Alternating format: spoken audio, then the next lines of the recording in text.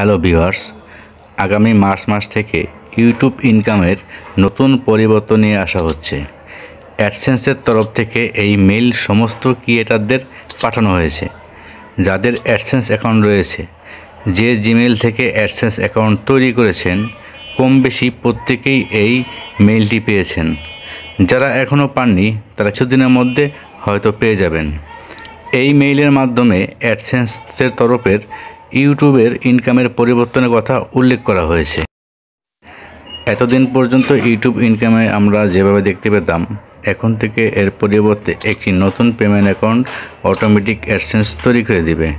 তার মধ্যে আমরা ইউটিউবের ইনকাম দেখতে পাবো। অ্যাডসেন্স আরও বলেছে, যেসব ক্রিয়েটাররা শুধু ইউটিউব চ্যানেল থেকে আর্নিং করেন তাদের ইউটিউব ইনকামের জন্য এই পেমেন্ট অ্যাকাউন্টের মধ্যে একটি অ্যাকাউন্ট থাকবে। মানে সহজ ভাষা বলতে, অ্যাডসেন্স অ্যাকাউন্টের মধ্যে আমরা অনেকভাবে ইনকাম করে থাকি বিভিন্ন ওয়েবসাইট থেকে। তো অ্যাডসেন্স অ্যাকাউন্ট এখন টোটাল আলাদা করে দেওয়া হয়েছে। শুধু ইউটিউব ইনকামের, ইউটিউব থেকে আপনারা যে পরিমাণ ইনকাম করবেন ওটার জন্য আলাদা একটি অ্যাকাউন্ট অ্যাডসেন্স তৈরি করে দিচ্ছে। তো ভিউয়ার্স, আপনারা ভাবছেন এতে কি আপনাদের ইনকাম কমে যাবে?